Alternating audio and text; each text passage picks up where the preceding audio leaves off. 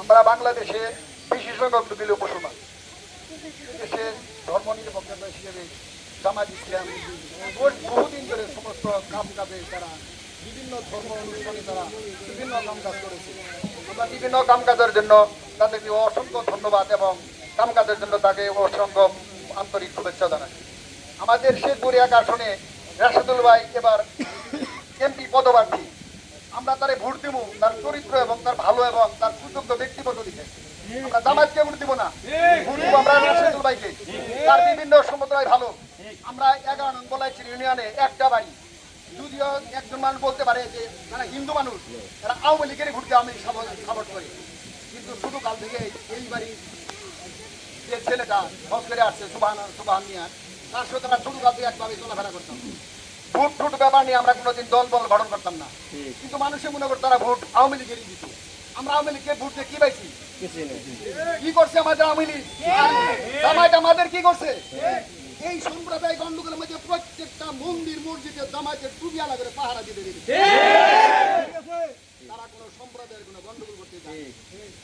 Vote কাকে দেব? জামায়াতের না আওয়ামী লীগের? আওয়ামী লীগ দিয়ে দল খাইতো না। আপনারা সুযোগ্য প্রার্থীকে ভোট দেন, ইসলাম কায়েম করুন। ইসলাম কায়েমের পক্ষে কোনো জাতিভেদ প্রথার মধ্যে উনি কোনো দল নির্বিশেষে কোনো খারাপ প্রতিক্রিয়া করছেন কিনা তা লক্ষ্য করুন। জামাতের দল নাই। হিন্দু মুসলমান ভাই আমি বুঝি না, তাকে ভোট দেন, সুযোগ্য পার করেন। এমনকি শেরপুরের উন্নয়ন প্রকল্প আমরা লক্ষ্য করি। কামরুজ্জামান ভাই অনেক আছে, তাকে বেহেশতি নসিব করবো, আমি দোয়া করি। এই বাড়িতে শেষ হলে শাহাদত খবর দিলে আসলে আমাদের সাথে মেলা করতে অনুমতি কথাবার্তা বলছি, কিন্তু ওনার বক্তব্য নিয়ে বিরাটভাবে আমরা আন্তরিক শুভেচ্ছা এবং তাকে ধন্যবাদ জানাই। আমাদের শেরপুর আসনে যে সুযোগ্য প্রার্থীরা ইলেকশনের ব্যাপারে যে দণ্ডমান, তার হাত, তার কর্মকাণ্ড, তার বিবেক বিবেচনা, তার সমস্ত কর্মকাণ্ডের বিশ্বাস করে আপনার একটা সুযোগ্য প্রার্থী হিসেবে তাকে পথে নেন। উনি কী করে দেখেন, তার পরবর্তীতে মনে করেন অনেক সময় আছে, অনেক ব্যাপার আছে, অনেক ব্যাপারে পার করেন হ্যান দেন, কিন্তু এখানে জাতি প্রথা নিয়ে কোনো আলাপ আলোচনার কথা নাই। আমরা সুযোগ্য ব্যক্তিকে ভোট দেবো, দেশের আইন প্রণয়ন প্রতিষ্ঠিত হবে, ধর্মের প্রতিষ্ঠান ঠিক থাকবো, তাহলে আমরা এই দেশ সুন্দর সুভাবে চলবে।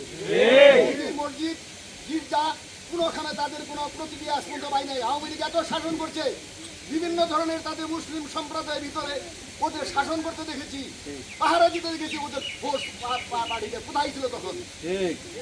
পড়াই করেছে। কেন করেছে? ধর্মের অঙ্গ হিসেবে অহিংসা পরম ধর্ম যাদের ভিতর আছে ওনারাই ধার্মিক।